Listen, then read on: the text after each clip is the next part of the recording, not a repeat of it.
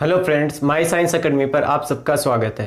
हम पढ़ रहे हैं बीएससी पार्ट फर्स्ट मैकेनिक्स और इसमें हमारा फर्स्ट यूनिट चल रहा था और फर्स्ट यूनिट में लास्ट लेक्चर तक हम देख चुके हैं कि जो घूर्णी निर्देश तंत्र है उसमें हमने देखा था पृथ्वी के लिए अभिकेंद्रीय बल का प्रभाव।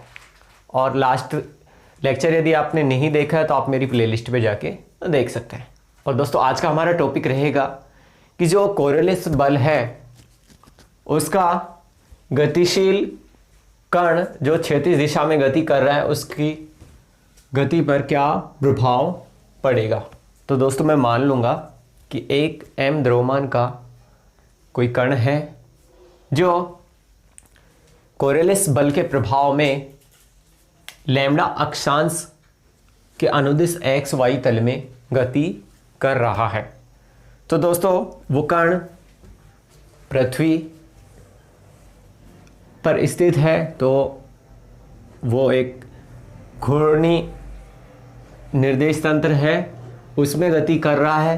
तो पृथ्वी का जो कोणीय वेग है उसके साथ साथ जो कण है उसमें भी कोणीय वेग आ जाएगा, यानी कि वो भी जो ओमेगा वेक्टर है उससे गति करेगा, यानी कि हम उसकी गति के लिए ओमेगा का यूज़ कर सकते हैं। तो दोस्तों लैंग्वेज आप लिख सकते हैं, तो मैं मान लेता हूं कि उसका कोणीय वेग क्या हो जाएगा,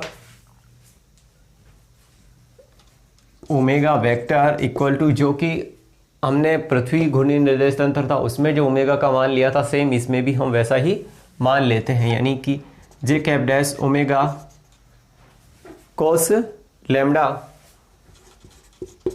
plus k cap omega sine lambda. इसके अलावा दोस्तों कि जो ये कण है ये एक्स वाई तल में v वेग से गति कर रहा है, तो वेग के घटक क्या हो जाएंगे, इसके v वेक्टर बराबर हो जाएंगे i cap v x minus j cap v y. ये दोस्तों इसके वेग के घटक मैं मान लेता हूँ। तो ये दोस्तों मेरी समीकरण 1 हो जाती है, ये दोस्तों समीकरण 2 हो जाती है।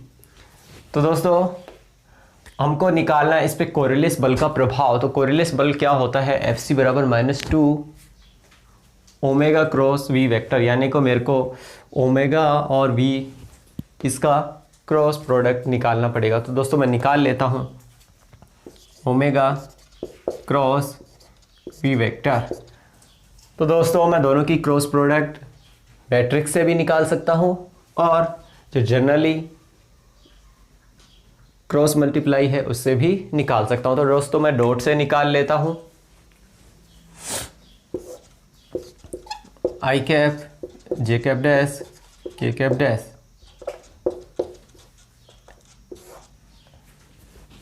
तो दोस्तों इनको लिख लेता हूं मैं, आई कैप के लिए है नहीं गुणा, जे कैप इसका गुणा क्या है ओमेगा कॉस लैम्डा, जो के कैप है इसके साथ है ओमेगा साइन लैम्डा।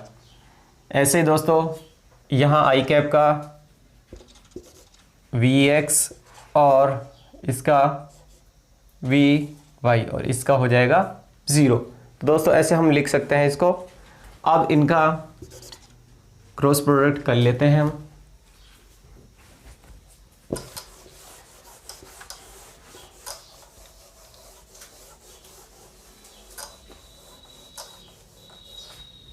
तो ये मेरे पास आ जाता है omega cross v vector equal to i cap को ले लेता हूं मैं, गुणा करने का आसान सा तरीका। तो आई कैप और इनके गुणा का आसान तरीका है, इसको ब्लॉक कर देते हैं, इसको ब्लॉक कर देते हैं। सबसे पहले ये गुणा, तो 0 गुणा होगी ओमेगा क्रॉस लैम्डा से, तो ये आ जाएगा 0 माइनस इन दोनों की गुणा, यानी omega v y sine lambda. इसके बाद माइनस जे कैप डैश जो भी हमने लिया है उसको मैं लिख सकता हूँ। अब मैं क्या करूँगा, इसको ब्लॉक कर देता हूँ, इन दोनों की गुणा, तो 0 माइनस इनकी गुणा omega v x sine lambda plus k cap dash. इसको मैं इसको ब्लॉक कर लेता हूँ, यो 0 इंटू वी वाई यानी कि 0 माइनस इनकी गुणा omega v x cos lambda. अब दोस्तों इसको मैं लिख सकता हूँ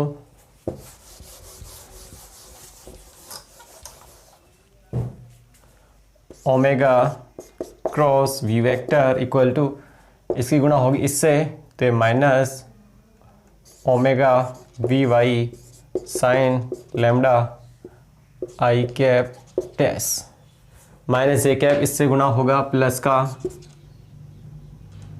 omega v x sine lambda और जे कैप डैश प्लस इसकी गुणा होगी अंदर तो ये हो जाएगा माइनस, इसको मैं लिख लेता हूँ omega v x cos lambda k cap. दोस्तों ये आ जाता है ओमेगा क्रॉस वी। अब दोस्तों हम जानते हैं कोरिलेस बल्ब क्या होता है, एफ सी बराबर होता है F c vector equal to -2m omega cross v vector, यानी कि मेरे पास ओमेगा क्रॉस वी है, उसका मान इस इक्वेशन में रख लूँ तो मेरे पास कोरिलेस बल्ब आ जाएगा। यानी कि मैं यहाँ से कर सकता हूँ -2m की इस इक्वेशन में मैं गुणा कर दूँ तो -2m इससे गुणा होगा ये प्लस का 2m omega v y sine lambda, ये माइनस का 2m omega v x sine lambda j cap dash, और ये आई कैप डैश चल ही रहा है, इधर माइनस की गुणा होगी, ये हो जाएगा plus 2m omega v x cos lambda k cap. अब दोस्तों जो ये कण है मेरा, ये एक्स वाई तल में गति कर रहा है, तो मैं इस जो कोरिलेस बल है इसको घटकों में वियोजित कर लेता हूँ, यानी कि इसका क्षैतिज घटक उसमें और लंबवत घटक इसमें। तो दोस्तों ये दोनों एक्स वाई तल में गति कर रहा है तो ये इसके क्षैतिज घटक हो जाएंगे और ये इसका ऊर्ध्वाधर घटक हो जाएगा। तो दोस्तों मैं लिख लेता हूँ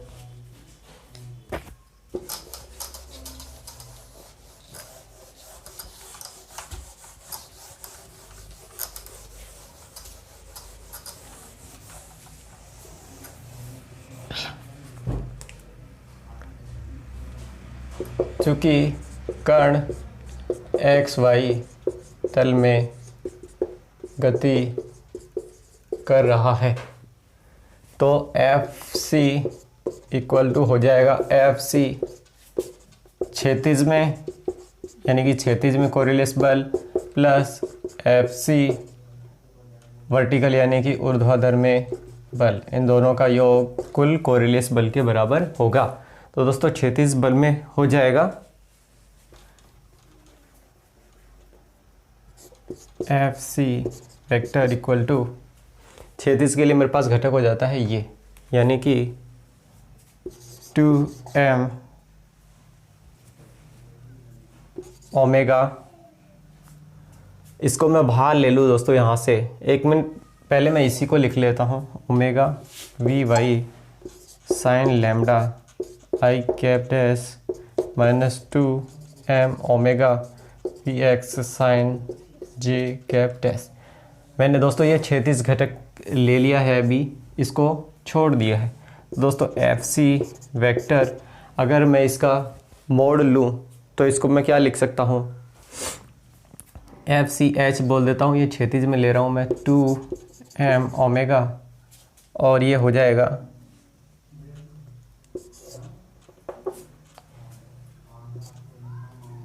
आई cap dash v y minus j cap dash v x. अब दोस्तों यदि मैं इसका मोड लूँ तो क्या हो जाएगा ये,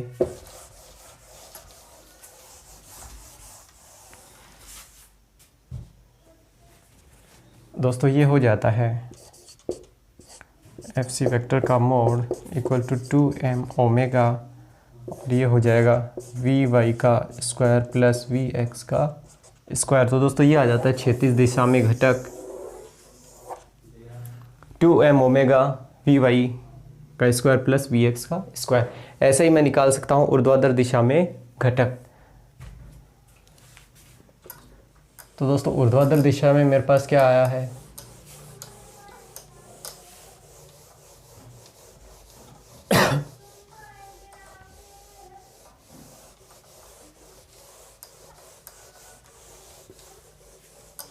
तो दोस्तों ऊर्ध्वाधर दिशा में मेरे पास आया है -2m omega cos lambda v x. दोस्तों ये आया था। तो मैं अगर इसका भी परिमाण ले लूँगा तो ये एफ सी और हॉरिजेंटल को v से व्यक्त कर रहा हूँ, इसका मैं ले लेता हूँ परिमाण, तो ये आ जाता है 2m omega cos lambda v x. तो दोस्तों ये आ गया ऊर्ध्वाधर दिशा में कोरिलेस बल का घटक, और ये था क्षैतिज दिशा में बल का घटक। तो दोस्तों ये था जब कोई कण क्षैतिज दिशा में गति कर रहा है, उस पर कोरिलेस बल के कारण क्षैतिज और ऊर्ध्वाधर घटक। तो दोस्तों ये दोनों घटक हो जाते हैं इसमें ध्यान रखने वाली बात इतनी सी है कि जो उत्तरी गोलार्ध है उसमें कोरिलेस बल के प्रभाव में जो कण है ये दाहिनी ओर गति करता है, और जो दक्षिणी गोलार्ध है उसमें कोरिलेस बल के प्रभाव में कण बाईं ओर गति करता है। तो दोस्तों इसके बाद हम देखते हैं ऊर्ध्वाधर नीचे की ओर गिर रहे कण पर कोरिलेस बल का प्रभाव। दोस्तों बीएसटी पार्ट फर्स्ट के हिसाब से बहुत इम्पोर्टेंट टॉपिक है, तो देखते हैं।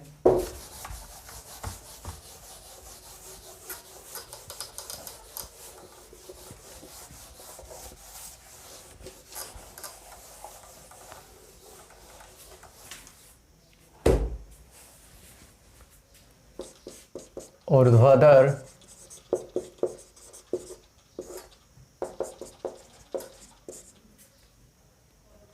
नीचे की ओर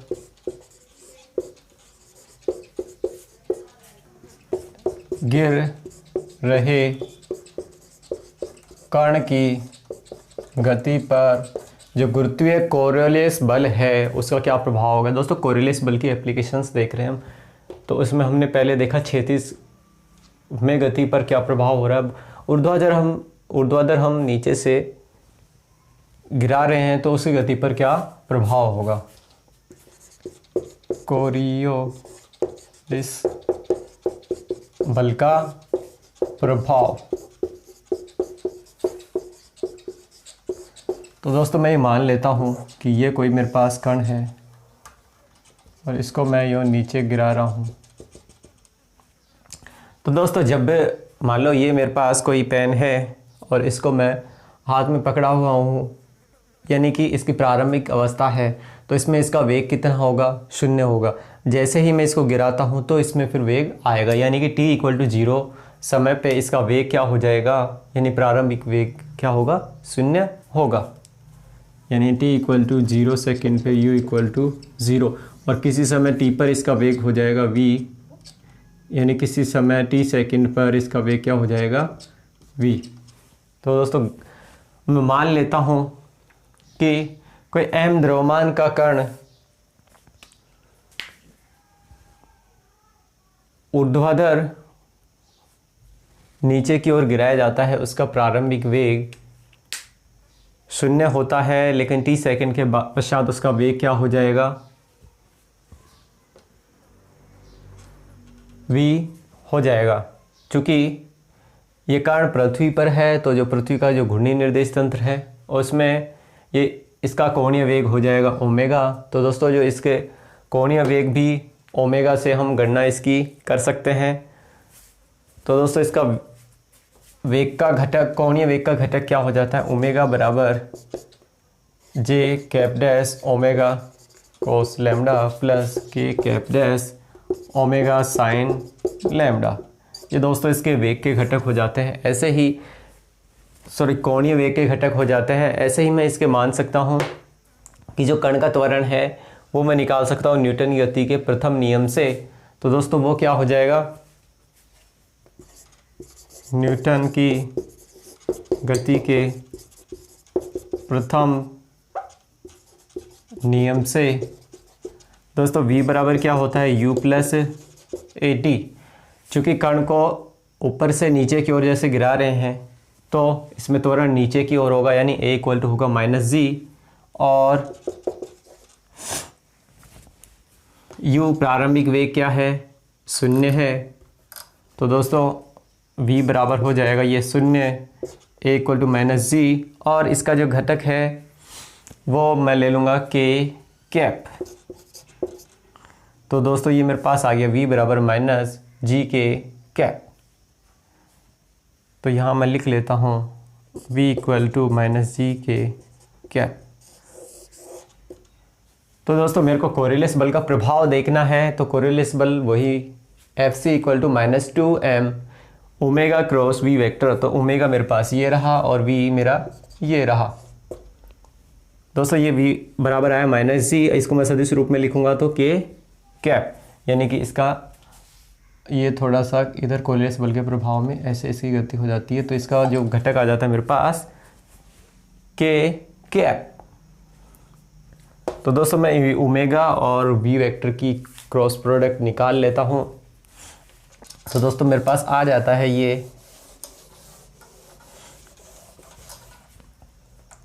omega cross v vector equal to j omega dash omega cos lambda plus k cap omega sine lambda. इसकी गुणा होगी -g के कैप से। तो दोस्तों क्या आ जाता है ये मेरे पास यहाँ से आ जाता है omega cross v vector equal to दोस्तों -g। सबसे पहले मैं इनकी गुणा कर लेता हूँ j कैप डैश और k कैप डैश की, j cap dash cross k cap dash. हम दोस्तों जानते हैं सदिशों का गुणा करते हैं हम i कैप, ये j k कैप और ये k कैप। तो दोस्तों इधर से गुणा होती है तो ये धनात्मक होती है। हम गुणा कर रहे हैं j क्रॉस k कैप, तो दोस्तों इनका गुणा क्या आएगा, धनात्मक आएगा। और क्या आएगा, i कैप। तो दोस्तों मैं इसको लिख सकता हूँ i कैप और इनकी गुणा इससे, तो ये आ जाएगा ओमेगा, ये माइनस का g है, ओमेगा g कॉस लैम्डा। और दोस्तों हम जानते हैं समान सदिशों की गुणा इसमें क्या आ जाता है, 0। तो ये आ जाता है मेरे पास -g ओमेगा कोस लैम्डा और i कैप डैश। तो दोस्तों ये आ जाता है मेरे पास ओमेगा क्रॉस v का गुणा -g ओमेगा क्रॉस लैम्डा। अब मैं निकाल लेता हूँ कोरिलेस बल। तो दोस्तों कोरिलेस बल क्या होता है, कोरियोलिस बल वो होता है Fc equal to -2m omega cross v vector. तो दोस्तों यहाँ से Fc का मान आ जाता है मेरे पास Fc इक्वल टू -2m, यानी कि इसमें मैं 2m की गुणा कर दूँ तो मेरे पास कोरिलेस बल आ जाएगा, यानी कि माइनस माइनस हो जाएंगे +2mg ओमेगा क्रॉस लैम्डा और i कैप डैश। तो दोस्तों मेरे पास ये आ जाता है Fc 2m g omega cross lambda i dash cap. अब दोस्तों हम जानते हैं कि एफ इक्वल टू क्या होता है, एम ए। तो यहाँ मैं इस इक्वेशन को F equal to m a के इक्वल रख लेता हूँ। तो दोस्तों उससे क्या आ जाता है,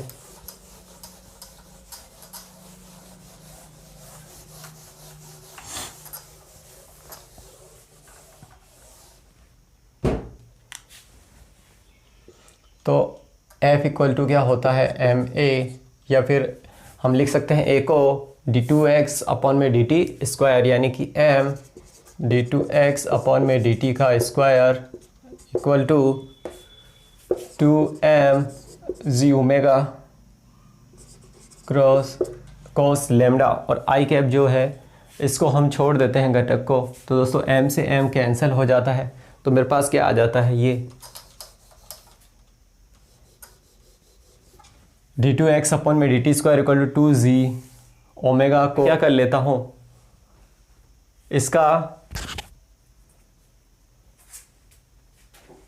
t के सापेक्ष समाकलन कर लेता हूँ। तो दोस्तों ये आ जाता है मेरे पास d2x अपॉन में dt square equal to 2gt, sorry मैंने ये इसमें t नहीं लगाया यहाँ दोस्तों, मैंने लिया था v equal to u plus a t, तो a इक्वल टू लिया था माइनस जी और u इक्वल टू ज़ीरो। तो दोस्तों v बराबर आ गया था मेरे पास माइनस जी टी के कैप। तो दोस्तों यहाँ सारी जगह v की जगह क्या है माइनस जी टी, तो ये मेरे पास t और है। आगे मैं इसको लिख लेता हूँ d2x upon dt square equal to 2g gt omega cos lambda. अब दोस्तों मैं क्या कर लेता हूँ, इसका t के सापेक्ष अवकलन समाकलन कर लेता हूँ। तो t के सापेक्ष समाकलन लेने पर, तो दोस्तों t के सापेक्ष समाकलन लूँगा तो क्या आ जाएगा मेरे पास, ये रहा t, ये आ जाएगा dx अपॉन में dt equal to 2g omega, और ये कोस लैम्डा ये सब कांस्टेंट है। t का क्या आ जाएगा दोस्तों, t का आ जाएगा टी स्क्वायर बाई 2, यानी कि टी स्क्वायर बाई 2, और एक आ जाएगा मेरे पास समाकलन नियतांक, 2 से 2 कैंसिल हो जाता है, तो दोस्तों बचता है dx अपॉन में dt equal to g omega t square cos lambda plus c. अब दोस्तों मैं क्या कर लेता हूँ, इस c का मान निकाल लेता हूँ, c समाकलन नियतांक का।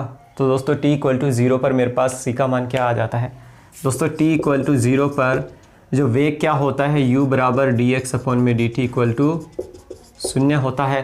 तो दोस्तों c का मान आ जाता है मेरे पास 0। तो इसको मैं इक्वेशन इसमें रख लेता हूँ।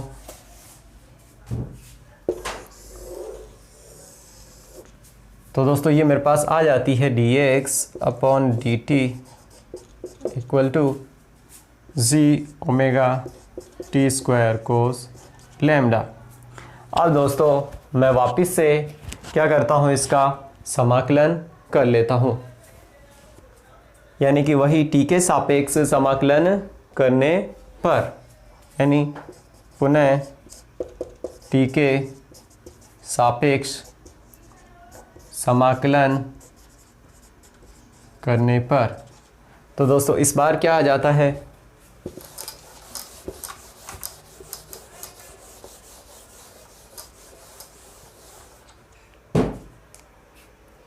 dx अपॉन dt, इसका समाकलन लूँगा तो क्या आ जाएगा, x आ जाएगा। तो x इक्वल टू दोस्तों g ओमेगा कोस लैम्डा क्या है, सब कांस्टेंट है, तो g ओमेगा कोस लैम्डा सब कांस्टेंट है। टी स्क्वायर का क्या आएगा दोस्तों, टी स्क्वायर का आ जाएगा टी क्यूब अपॉन में 3, यानी कि टी क्यूब अपॉन में 3। तो दोस्तों ये मेरे पास आ जाता है जी टी क्यूब अपॉन में कोस लैम्डा प्लस c1। ये दोस्तों आ गया एक मेरे पास समाकलन नियतांक। अब दोस्तों अब मैं इसमें t इक्वल टू 0 रख लेता हूँ। तो t इक्वल टू 0 पर c1 का मान क्या आ जाता है, मेरे पास 0 आ जाएगा यहाँ से। तो दोस्तों x बराबर आ जाता है मेरे पास g omega cos lambda into t³/3। अब दोस्तों मैं इसमें क्या करूँगा, मैं इसमें मान रखूँगा न्यूटन की द्वितीय समीकरण से। दोस्तों न्यूटन की द्वितीय समीकरण क्या होती है, S बराबर ut प्लस हाफ at²। यानी कि दोस्तों जब कण को गिराया जा रहा है तो उसके x y निर्देशांक क्या होंगी, 0 होंगे, और उसकी हाइट क्या है, h है। तो दोस्तों t=0 समय पर क्या हो जाता है मेरे पास, s तो क्या हो गया, h हो गया, और t यहाँ 0। और दोस्तों प्रारंभिक वेग क्या है मेरा, 0, तो h बराबर आ जाता है a g, तो g t²। तो दोस्तों यहाँ से आ जाता है मेरा 2h gt², या फिर t² बराबर मैं बोल सकता हूँ 2h/g, और ये आ जाएगा t बराबर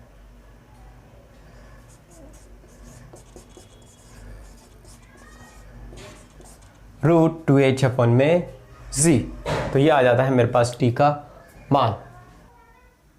तो दोस्तों ये t का मान हम इक्वेशन में रख लेते हैं तो हमारे पास विस्थापन का मान आ जाता है। तो मैं यहाँ रख लेता हूँ दोस्तों, t बराबर आया मेरे पास √2h/g। तो दोस्तों मैं यहाँ रख लेता हूँ इसको कि x बराबर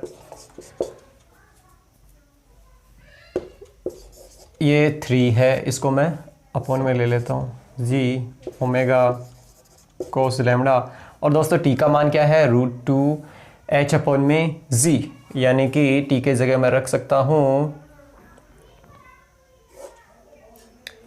ये दोस्तों क्या है, √1/2, इसकी होल होगी तो ये क्या हो जाएगा, 3/2, यानी 2h/g की पावर 3/2। तो दोस्तों ये गुरुत्वीय कोरिलेस बल के प्रभाव में ऊर्ध्वाधर नीचे की ओर गिराने पर कण की गति में जो विस्थापन है वो आ जाता है x बराबर g/3 omega cos lambda 2h/g की होल 3/2। इसके बाद हम देखते हैं कि ऊर्ध्वाधर ऊपर की ओर जाने वाले कण की गति पर कोरिलेस बल का प्रभाव, यानी कि अब मैं कण को ऊपर की ओर फेंक रहा हूँ तो दोस्तों इसका जो प्रारंभिक वेग है वो तो 0 नहीं होगा, प्रारंभिक वेग कुछ होगा, ये किसी हाइट पे पहुंचकर इसका जो अंतिम वेग क्या हो जाएगा, वो 0 हो जाएगा। तो देखते हैं दोस्तों,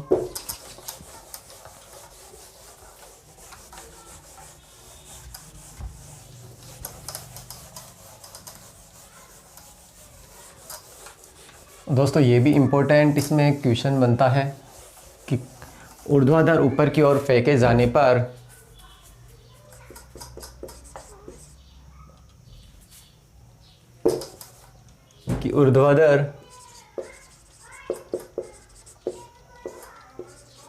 ऊपर की ओर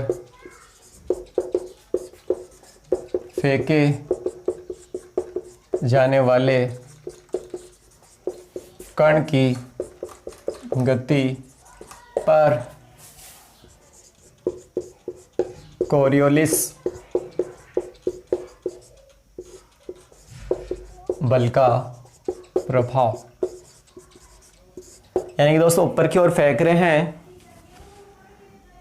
और दोस्तों हम ये जो सभी चीज़ें बात कर रहे हैं, पृथ्वी एक घूर्णी निर्देश तंत्र है, उस पर कोई कण स्थित है, यानी कि हम जो ओमेगा कोणीय वेग है वो कण के लिए हम शामिल कर रहे हैं, तो सब में इसका कोणीय वेग वही हो जाएगा, omega vector equal to j cap dash omega cos lambda plus k cap dash omega sine lambda. तो दोस्तों ये घटक हमारा सेम रहने वाला है। अब दोस्तों कण को ऊपर की ओर फेंक रहे हैं तो जो कण है पृथ्वी के गुरुत्वीय त्वरण के विरुद्ध गति करेगा, तो दोस्तों इसका वेग क्या हो जाएगा, वेग हो जाएगा इसका u माइनस जी टी के कैप, क्योंकि ये पृथ्वी का गुरुत्वीय त्वरण नीचे की ओर और कण जा रहा है ऊपर की ओर, यानी कि गति के विपरीत होगा, यानी a इक्वल टू माइनस जी। और अब दोस्तों इसका जो प्रारंभिक वेग है शून्य नहीं होने वाला है, प्रारंभिक वेग कुछ ना कुछ होगा। तो दोस्तों हम कोरिलेस बल का इस पर प्रभाव निकालने वाले हैं। तो दोस्तों कोरिलेस बल क्या होता है, एफ सी बराबर होता है -2m omega cross v vector, यानी कि हम निकाल सकते हैं -2m omega cross v vector का डॉट प्रोडक्ट निकालेंगे। तो पहले वो निकाल लेता हूँ मैं, उसके बाद मैं इस फॉर्मूले में पुट कर लूँगा। दोस्तों ओमेगा क्रॉस वी वेक्टर निकाल लेता हूँ मैं यहाँ से, जे omega cos lambda plus k cap omega sine lambda, इसकी गुणा कर लेता हूँ दोस्तों u माइनस जी टी के कैप से। तो दोस्तों मेरे पास क्या आ जाएगा, ये मेरे पास आ जाता है। सबसे पहले मैं गुणा कर लूँगा इसकी इस वाले से,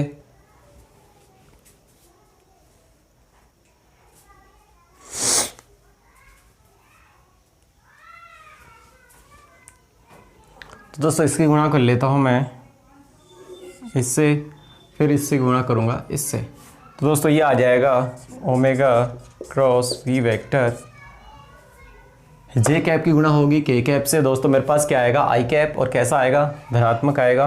तो आई कैप ओमेगा कॉस लैम्डा और u माइनस जी टी। ऐसे ही दोस्तों यदि मैं के कैप और इस के कैप की गुणा करूँगा तो दोस्तों मेरे पास क्या आएगा, शून्य। तो इसको मैं शून्य लिख लेता हूँ। तो दोस्तों ओमेगा क्रॉस वी वेक्टर आ गया मेरे पास i omega cos lambda u minus g t. अब दोस्तों मैं कोरिलेस बल निकाल सकता हूँ। एफ सी बराबर क्या होता है, -2m ओमेगा क्रॉस v होता है, यानी कि यहाँ से मेरे पास आ जाएगा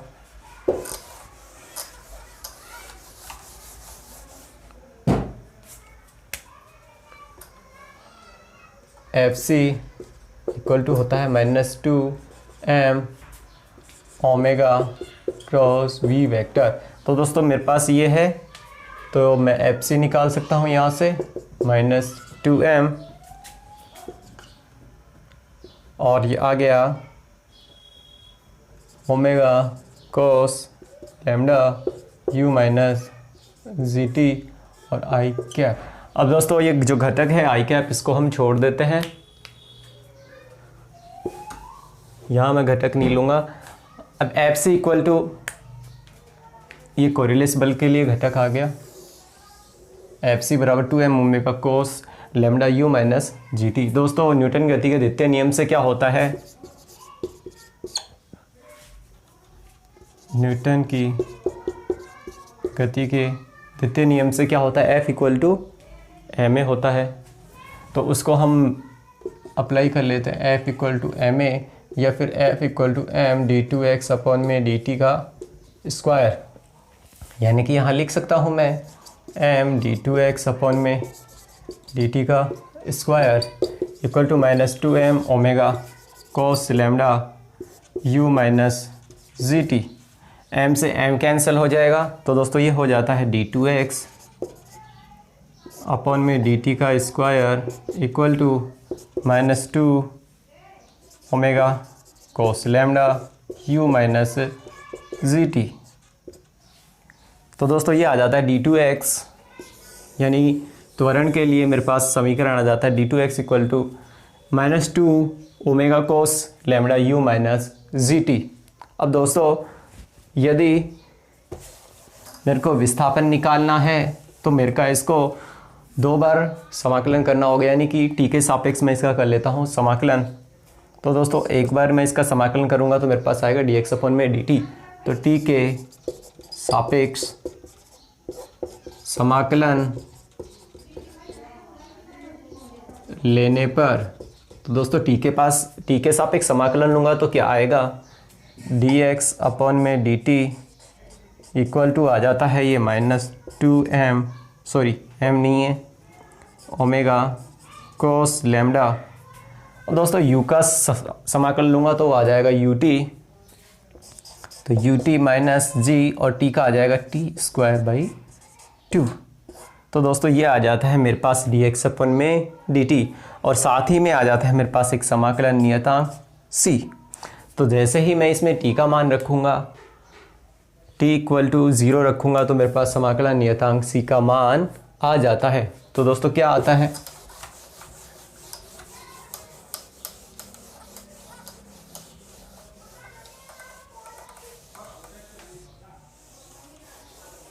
तो दोस्तों t इक्वल टू 0 पर मेरे पास dx अपॉन में dt क्या आ जाता है, 0 आ जाता है। तो c का मान भी क्या आ जाएगा मेरे पास 0। dx अपॉन में dt इक्वल टू 0, तो c इक्वल टू 0। तो दोस्तों यहाँ c इक्वल टू 0 लिख लेता हूँ, तो मेरे पास dx अपॉन में dt आ जाता है minus 2m omega cos lambda U T minus g T square by 2। और दोस्तों ये मेरे पास इक्वेशन आ जाती है dx अपॉन dt के लिए। अब यदि मैं इसका एक बार फिर से समाकलन करूँगा तो दोस्तों मेरे पास आ जाएगा विस्थापन के लिए समीकरण का। तो इसके बाद मैं क्या कर सकता हूँ कि अगर मैं यहाँ से g/2 कॉमन ले लूँ तो dx अपॉन में dt, इसको क्या कर सकता हूँ, dx अपॉन में dt equal to minus 2m। यहाँ से g/2 कॉमन ले रहा हूँ तो यहाँ से g/2 तो कट जाएगा, यहाँ आ जाएगा मेरा g/2 यानी कि 2, और यहाँ से g/2 तो यहाँ आ जाएगा मेरा 2 से 2 cancel g omega cos lambda. यहाँ से g/2 कॉमन ले रहा हूँ तो 2 यू टी अपॉन में g माइनस टी स्क्वायर। दोस्तों ये इक्वेशन आ जाती है मेरे पास minus g omega cos lambda 2 u t upon में जी माइनस टी का स्क्वायर। अब यदि दोस्तों मैं इसमें अप्लाई करूं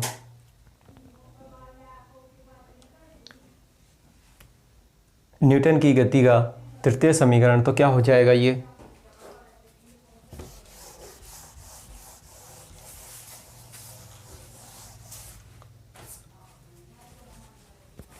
तो दोस्तों न्यूटन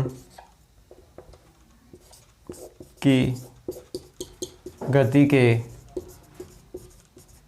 तृतीय समीकरण से, यानी कि v बराबर क्या होता है दोस्तों, u प्लस ए टी। तो दोस्तों अगर प्रारंभिक वेग में इसमें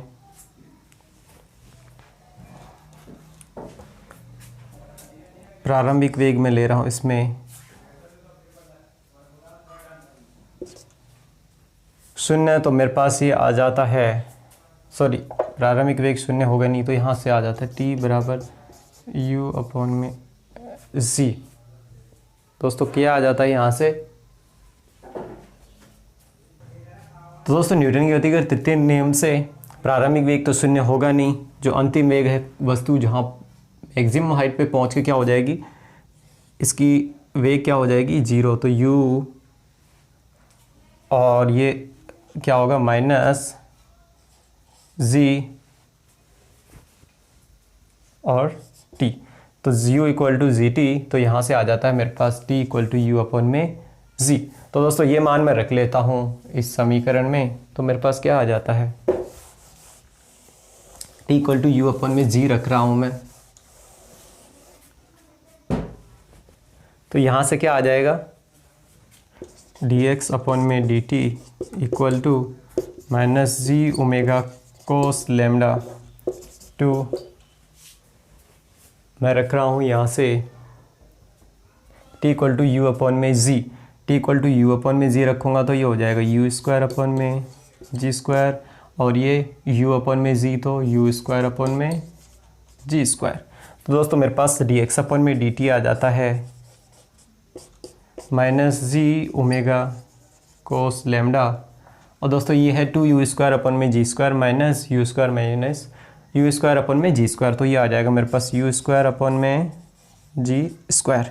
और दोस्तों मैं चाहूँ तो यहाँ से g से g कैंसिल कर सकता हूँ। तो दोस्तों ये आ जाता है मेरे पास वेग का समीकरण dx अपॉन dt, ये आ जाता है ऊर्ध्वाधर ऊपर की ओर फेंकने पर वेग का समीकरण dx upon dt equal to minus g omega cos lambda u² upon में g²।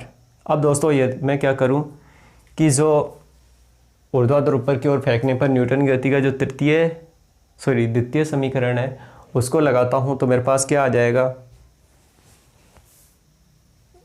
t का मान आ जाएगा। तो वो मैं वापस लगा लेता हूं, ये मैं यहाँ रख लेता हूं मेरा जो समीकरण है। एक काम और कर सकते हैं दोस्तों इसमें कि अगर मैं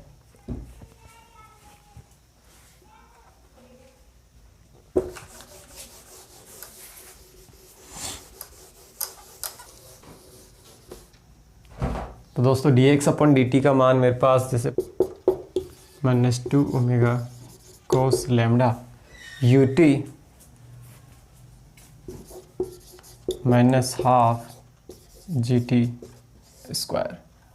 अब दोस्तों यदि मैं इसमें c का मान निकालना चाहूँ तो मैं क्या कर सकता हूँ, इसमें t इक्वल टू 0 पर u इक्वल टू 0, यानी कि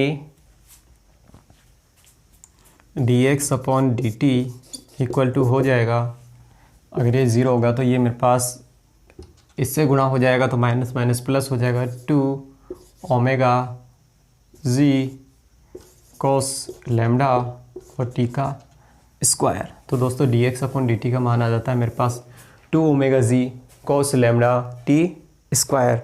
अब दोस्तों मैं क्या कर देता हूँ कि किसी एक निश्चित हाइट पे पहुँच के जो कण का वेग क्या हो जाएगा, 0 हो जाएगा। तो न्यूटन की गति के द्वितीय नियम से s बराबर ut प्लस हाफ at का स्क्वायर। तो दोस्तों हाइट क्या मान लूँ मैं, h, और u इक्वल टू 0। तो दोस्तों यहाँ से क्या आ जाता है, h बराबर हाफ at स्क्वायर, यानी कि t² बराबर √2h अपन में g। तो दोस्तों ये इस इक्वेशन में मैं रख लेता हूँ, तो dx अपन में dt मेरे पास आ जाता है dx अपन में dt इक्वल टू आ जाता है 2 omega g cos lambda, t का मान आ जाता है 2h अपन में g, यानी कि ये आ जाता है मेरे पास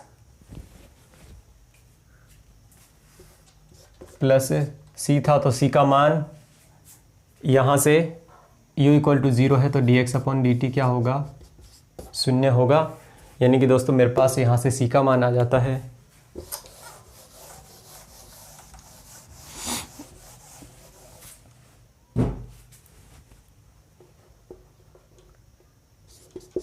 to omega g cos lambda 2h upon में जी।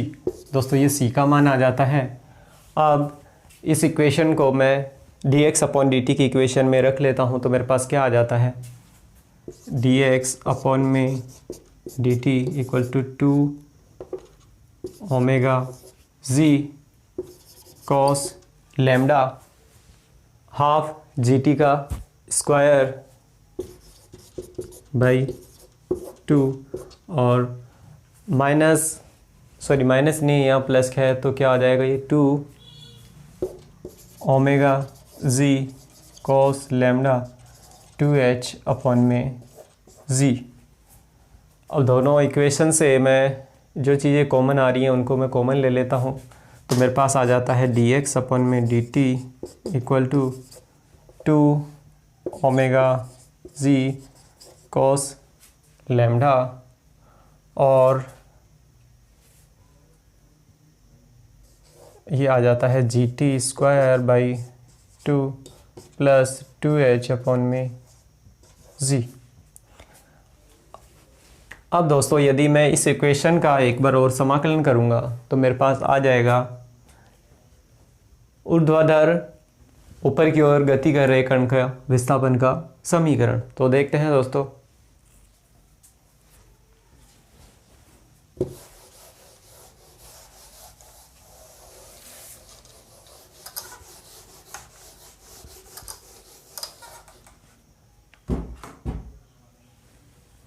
तो दोस्तों मैं यहाँ लिख सकता हूँ टी का पुनः समाकलन लेने पर, तो दोस्तों टी का पुनः समाकलन लूँगा तो ये आ जाएगा x equal to 2 omega z cos lambda, और यहाँ से मैं समाकलन लूँगा दोस्तों टी स्क्वायर का तो क्या आएगा टी क्यूब जी, और ये जी बाई मेरा 2 है, टी स्क्वायर का समाकलन लूँगा क्या आएगा टी क्यूब बाई 3, यानी टी क्यूब और बाई 3, यानी कि यहाँ हो गया मेरे पास 6 प्लस 2h अपॉन में जी समाकलन, तो ये आ जाएगा टी। तो दोस्तों मेरे पास ये आ जाता है जी टी क्यूब अपॉन में 6 प्लस सी। दोस्तों अब यहाँ से मैं अगर सी का मान निकाल लूँ तो टी इक्वल टू क्या करूँगा, मैं शून्य करूँगा। तो दोस्तों टी इक्वल टू मैं क्या कर लेता हूँ शून्य, तो टी इक्वल टू शून्य करने पर मेरे पास जो मान आएगा उसको मैं यहाँ से लिख लेता हूँ।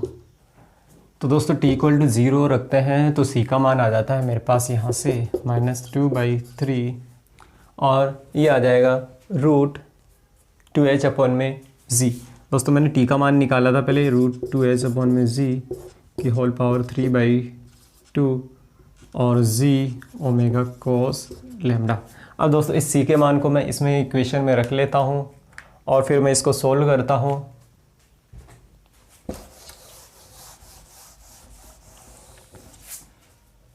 इस टी के मान को मैं इसमें रख लेता हूँ, तो x बराबर 2 ओमेगा जी कोस लैम्डा और ये G T cube by 6 plus 2h upon में जी इंटू टी, और प्लस सी का मान आ जाता है